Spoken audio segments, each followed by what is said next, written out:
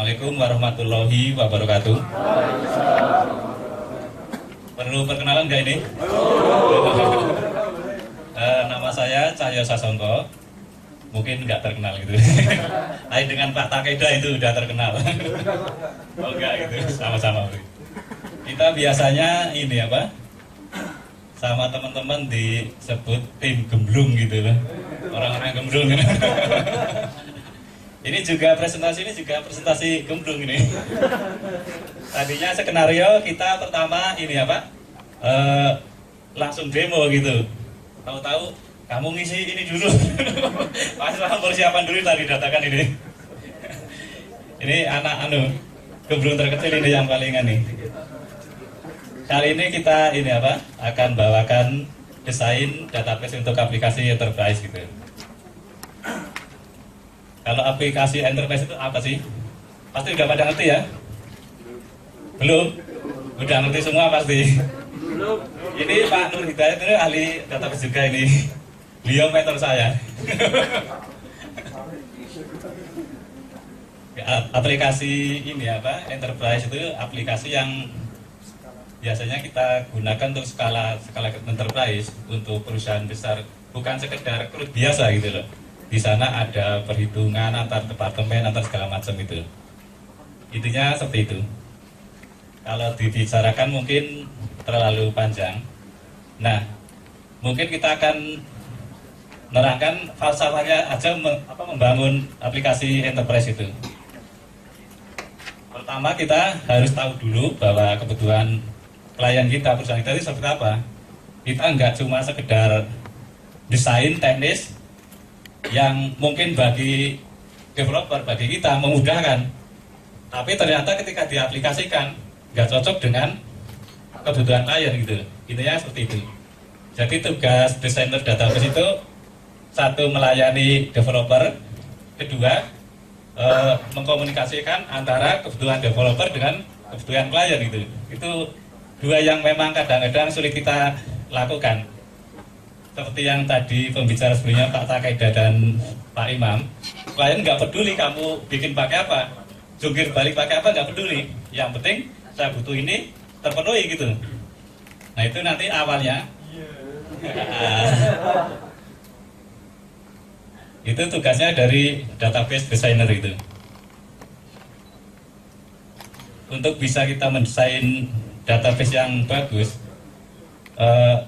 kita harus paham dulu apa yang kita pilih, kita gunakan produk apa yang kita gunakan, DBMS apa gitu loh. Tentunya kalau kita bicara level enterprise, database yang kita gunakan juga ada database yang didesain memang untuk level enterprise gitu. Kalau yang saya gunakan yang free ini PostgreSQL. Mungkin yang berbayar ada Oracle, ahlinya ada di depan ini. Ada lagi mungkin DB2 dan lain-lain. Kita bahas, saya pakai di sini yang free. Karena semangat kita memang biar match antara yang Lazarus, Vivascat juga dengan Postgre itu. Nah ini kebetulan kita mau demo ke depannya. Demo untuk membangun aplikasi yang untuk demo itu QuickCon. Saya diberi tugas oleh anak yang paling kecil ini di kelompok gemblung itu. Suruh merancang database itu. Database untuk QuickCon gitu. Ini juga presentasi juga akal-akalan dia. Tadi pagi di list nggak ada itu. Tahu-tahu kamu presentasi itu. Makanya tadi diseringin Pak Edi dulu ini. Jadi korban ya Pak Edi ya. Jadi kebetulan saya tadi nyiapin itu untuk presentasi itu di belakang. Yang kita akan bangun yaitu untuk QuickCon. Nah di sini kita harus jeli. Di QuickCon kan kita harus tahu QuickCon itu kan kita apa sih QuickCon? Biasanya dipakai untuk apa gitu loh. Pilkada kan umumnya itu beliaunya juga para bisnis itu Pak Edi itu. Diri kayak nggak salah ya. Nah kita harus tahu karakteristik QuickCon itu seperti apa. Kita harus memadukan antara administrasi yang ada di pemerintahan dengan memadukan kepentingan kita sebagai developer. Artinya kita harus membedakan itu yang paling sulit. seperti ini contoh, kalau di pemerintahan kan ada data-data provinsi itu kan udah fix nomor-nomornya gitu loh. Data provinsi, data kabupaten, data kecamatan, sampai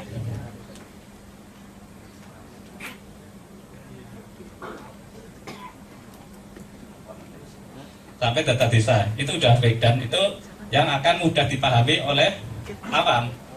Tapi kalau data mereka yang udah ada, struktur yang ada, penomoran yang ada dipakai untuk kita sebagai programmer, kepala pusing gitu loh. Nah, gimana caranya mematchkan antara kode-kode yang ada di administrasi pemerintahan dengan apa yang akan kita buat gitu loh.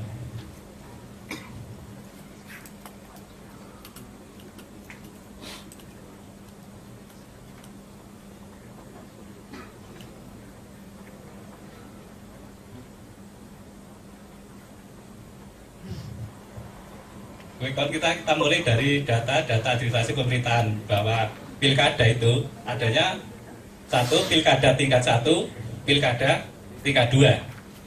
Belum ada pilkada tingkat 3 ya, kecamatan. Mungkin kalau ada bisa rame-rame kita nyalon jadi camat gitu. Pilkades itu biasanya nggak perlu quick count. Mereka warga udah langsung nunggu semua di depan ini depan TPS itu. Nah, dari kenyataan itu bahwa kita merancang, kita harus punya dulu database tentang semua provinsi, semua kabupaten, semua kecamatan, sampai semua desa gitu loh. Sebenarnya yang paling penting itu provinsi, kabupaten, sama desa. Kecamatan nggak terlalu urgen untuk teknis gitu. Karena apa? Karena data pilkada adanya pilkada tingkat 1, tingkat 2. Terus yang ketiga, tingkat penghitungan suara, pemungutan suara itu di TPS itu di tingkat desa adanya. Artinya kita pegang bahwa yang kita sangat butuhkan itu sebenarnya kalau untuk teknisnya itu provinsi, kabupaten, juga desa. Itu kita pegang dulu. Gimana caranya itu bisa, datanya kan data sudah ada. Dan kita harus bisa mengakomodir mereka yang bukan programmer bisa membaca data itu. Artinya data perubahan tetap ada, tapi sisi kita pendesainan kita harus tetap memudahkan tim developer kita untuk bangun.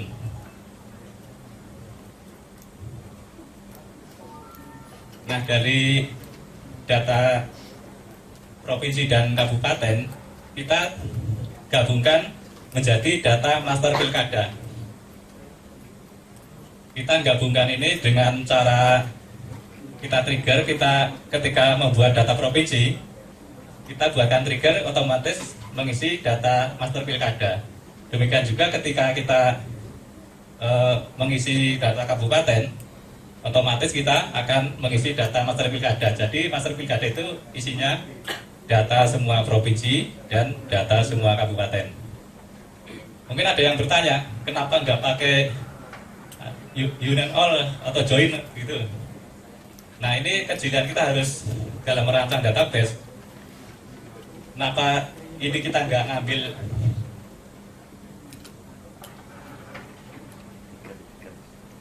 yang ini sama data ini, kenapa kita nggak ngambil langsung misalnya pakai union atau segala macam? Itu kita memperhitungkan sisi resource yang kita butuhkan gitu, memori yang kita butuhkan. Kalau kita dari provinsi langsung masuk ke sini dapat trigger itu resource yang kita butuhkan lebih kecil daripada data yang jaga. Jadi kita butuh, kita union gitu. Itu resource-nya lebih tinggi gitu. Jadi intinya itu kita memperhitungkan, menghitung juga resource yang dibutuhkan, nanti servernya jebol enggak kalau kita gunakan metode ini gitu. Tugas database designer kan salah satunya di situ.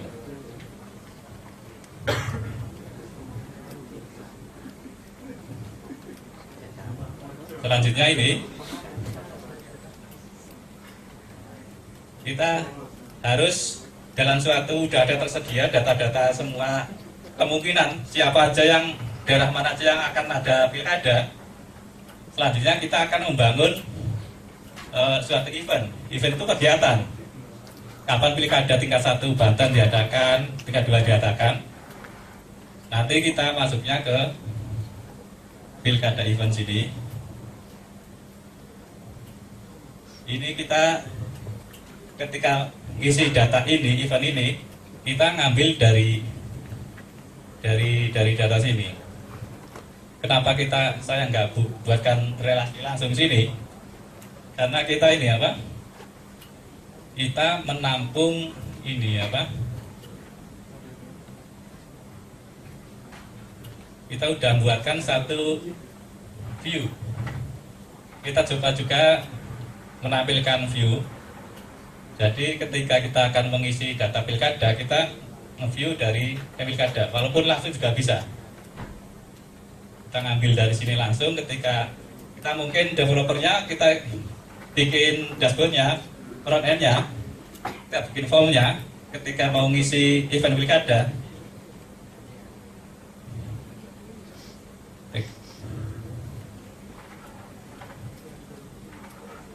ketika mau ngisi pilkada, dia ini apa? Dia akan ngambil data master pilkada yang terdiri gabungan antara kabupaten atau provinsi. Nah, di sini saya buatkan view pilkada biar developer bisa langsung pakai view yang ada itu. Jadi dia bisa langsung pilih mana masuk ke pilkada event di sini.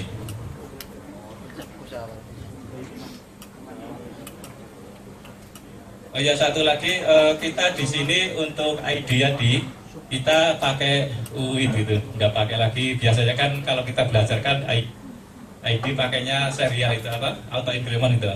Untuk skala enterprise kita sudah seharusnya pakai ini apa, pakai UID gitu.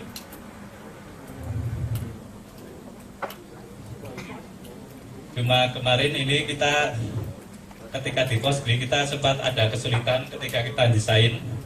Kemarin kita desainnya pakai 93, tapi terakhir Bang Tigor memberi persyaratan bahwa aplikasi ini harus bisa jalan di server hosting gitu.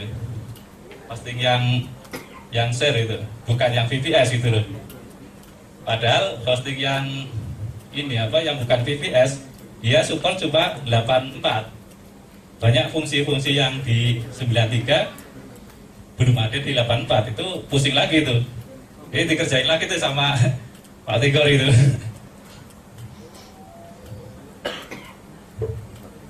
Seperti juga ini untuk UID itu kalau di Postgre itu kita harus ngaktifkan dulu ini apa, UID OSSP itu. Nah, ketika ngaktifkan kita harus punya akses root. Padahal di server hosting kan nggak bisa itu.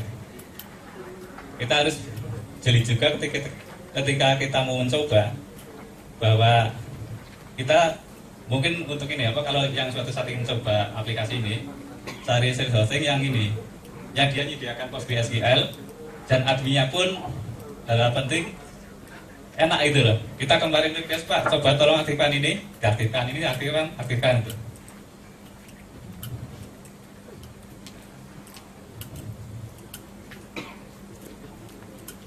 Nah, kalau pilkada event kita udah kita create, misalnya pilkada event Kota Malang gitu sebagai contoh. Ketika pilkada event Kota Malang ini kita create, ini kita akan bangun satu lagi database untuk nama-nama calonnya siapa aja. Kedua, TPS-nya itu mana aja. Inti suatu quick count itu kan ada event pilkada mana. Kedua, ada TPS, tempat pemungutan suara. Intinya kan itu. Kalau pilkada nggak ada yang memungut suara kan percuma aja. Jadi selanjutnya kita bangun TPS. Ketika kita create pilkada event, kita coba buatkan tugasnya ini apa, tugasnya developer kan juga mempermudah ini apa, mempermudah developer yang selanjutnya untuk mengerjakan tugas-tugasnya. Ketika kita create pilkada event, kita bisa otomatis mengisi data TPS dengan function ini.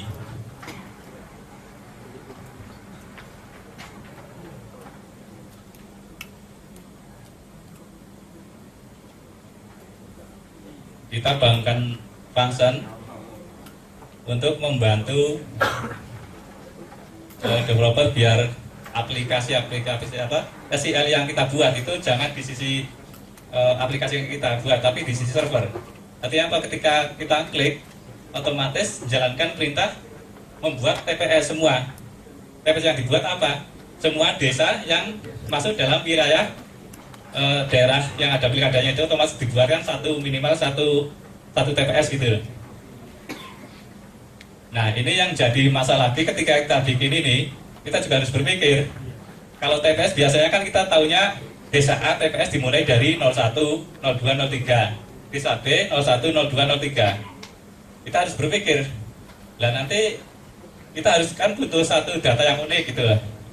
Untuk nanti quick count-nya itu biar ngasih ID ini data TPS nomor berapa. Nah, yang jadi masalah kita kan ID utama primary key-nya kan kita pakai UID.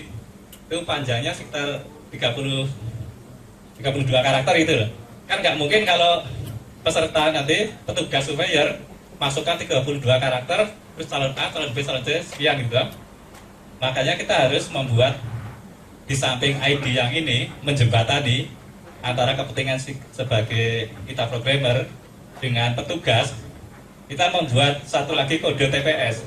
Kalau pakai kode yang biasa digunakan kan nggak mungkin, karena tiap desa dimulai dari 0 lagi, 01, 02, 03, 04 dan seterusnya. Nah, di sini kita butuh membuat satu lagi kode yang unik gitu loh.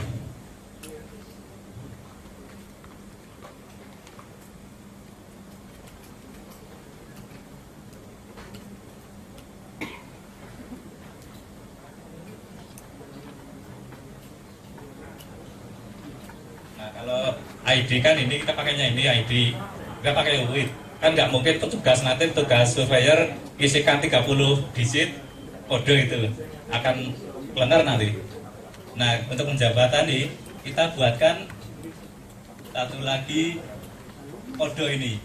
Kode cukup dua digit tapi harus unik gitu. Gimana cara kita bikin unik? Itu tugas juga ini apa? Database designer, walaupun bisa juga kita limpahkan misalnya ke bagian developer aplikasinya yang di front end-nya gitu. Nah, bagaimana caranya kita bikin data yang unik? Kita bikin aja ini fungsi random. Ini coba saya buatkan fungsi randomnya di sini. Dia otomatis meng-create data unik.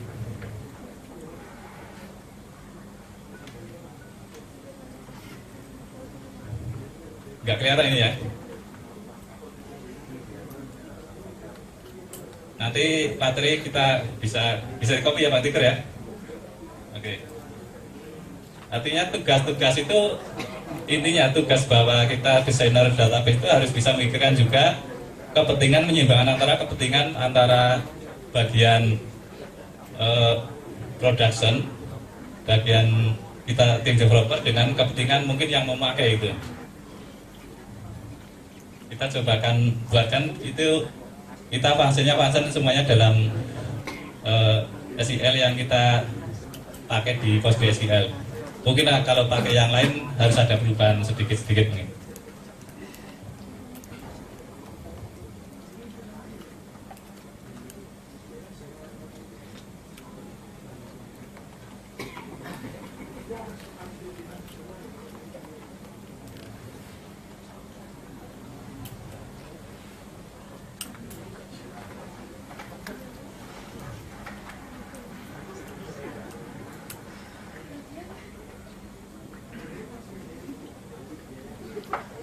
Nah, yang urgen lagi ini kita buatkan juga satu lagi yaitu TPS surveyor, yaitu nama-nama petugas yang akan mensurvei.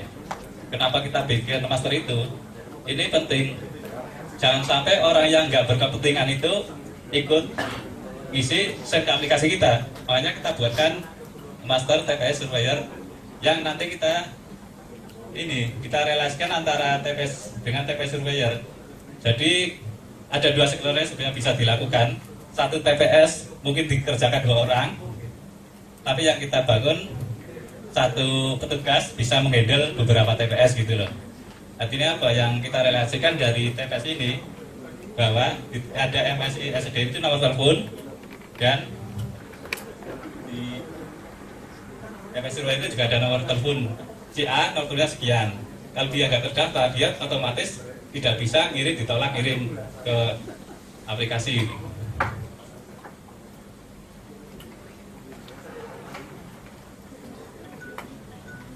Nah, yang ketiga yang paling penting juga ini di tabel app inbox. Ini berisi tabel-tabel untuk menampung SMS yang masuk yang dibikin oleh Bang Tiga, dia bikin SMS gateway-nya yang masuk, yang dikirim oleh semua petugas. Nanti semua ditampung di sini, di app inbox di sini.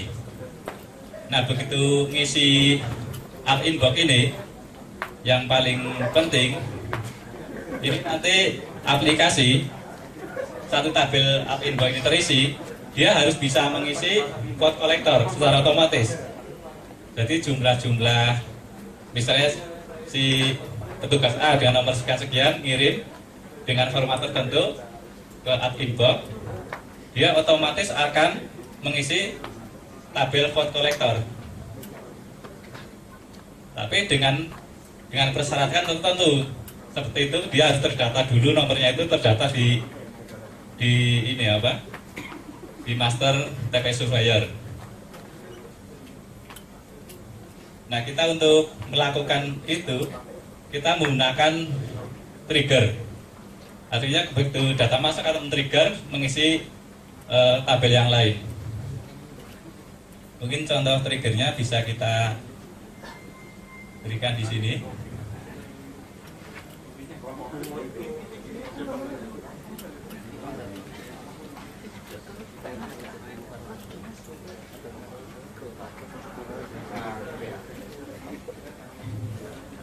Nah, ketika ada SMS masuk, dia akan dicek dulu.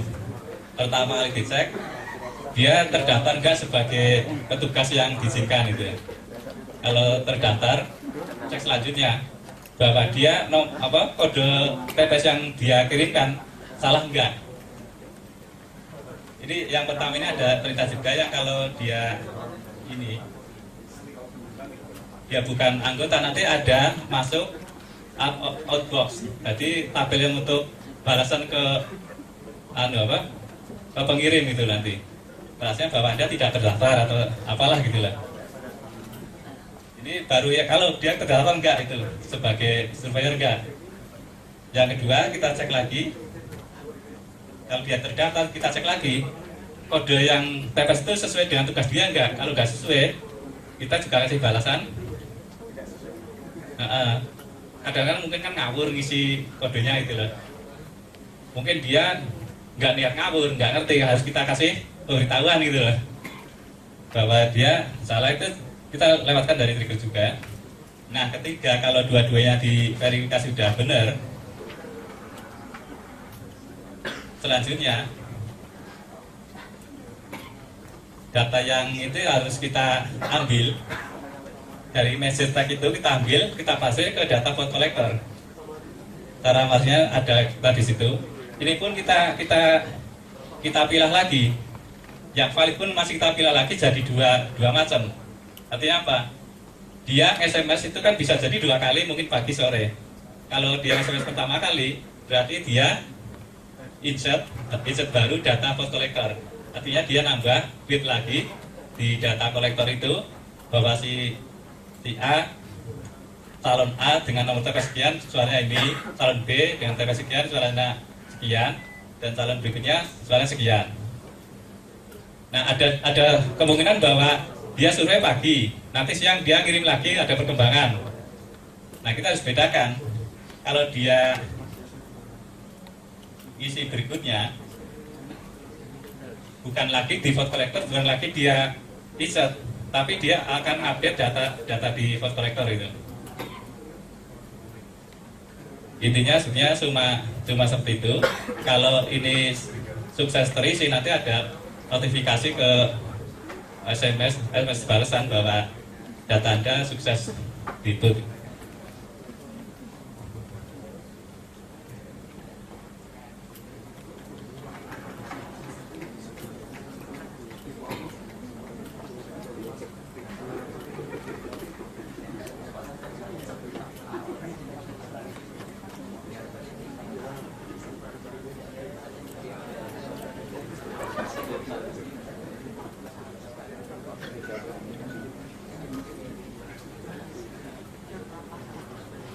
Sedangkan untuk kepentingan nanti front end komunikasi dengan pelanggan mereka pelanggan terbiasa kita melihat pelanggan itu dengan audiens yang ingin tahu perkembangan ini perkembangannya QuickCount itu, kita kan mesti harus membuat dashboardnya itu.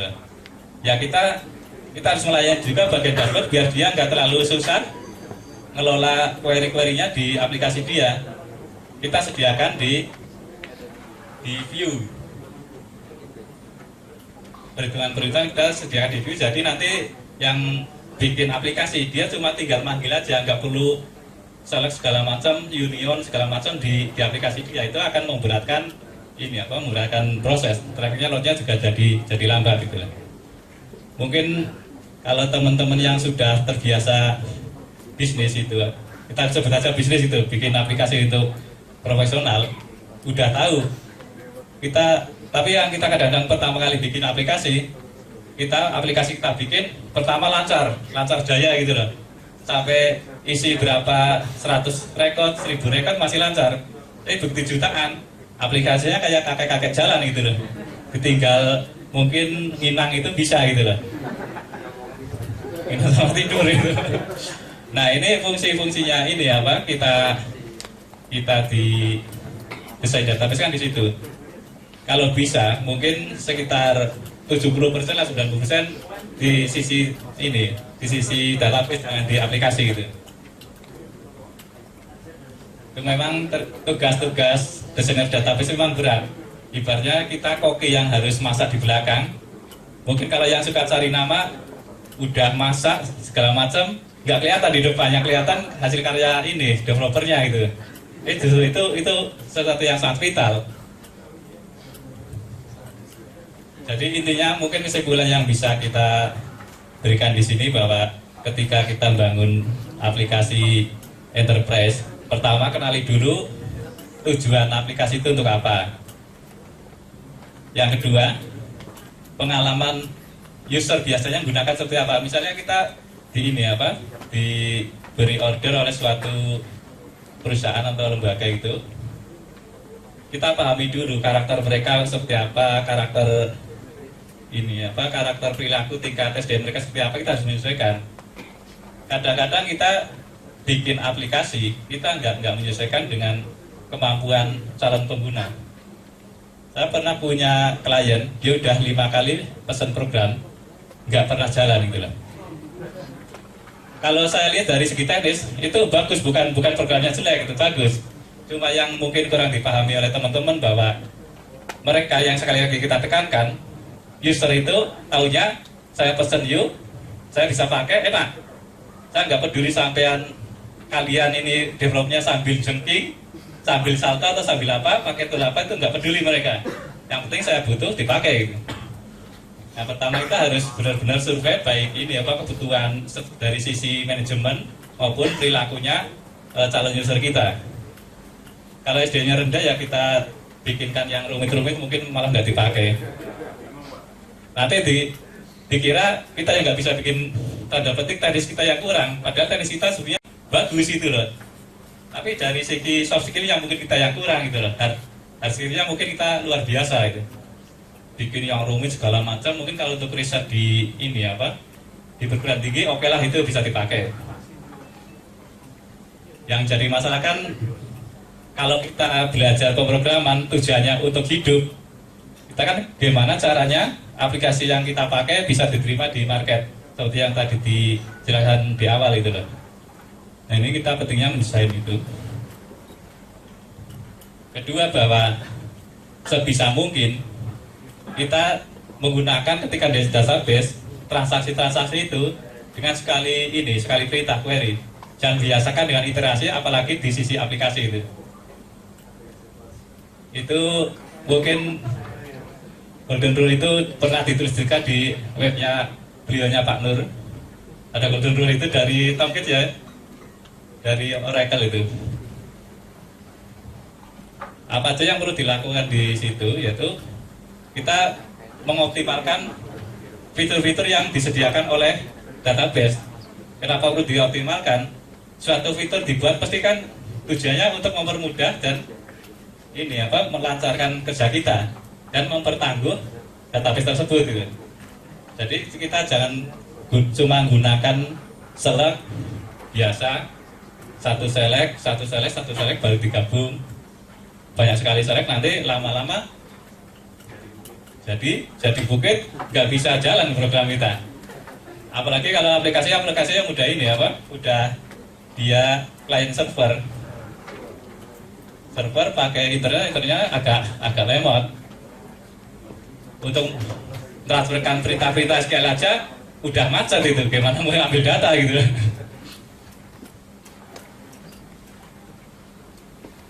Jadi itu yang perlu saya pesankan ketika kita bangun aplikasi enterprise.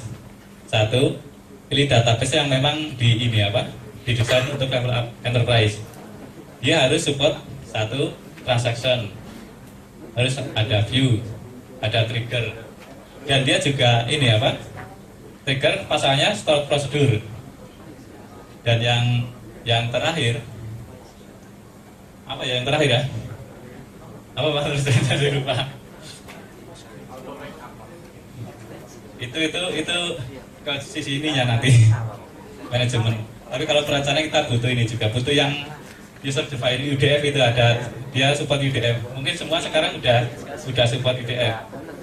Karena kenapa kita butuh yang support UDF, user defined function?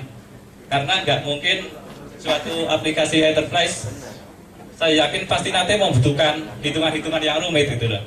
Yang mungkin pakai function-function yang bawaan belum bisa digunakan. Nah intinya kita harus bisa juga database yang support user defined function.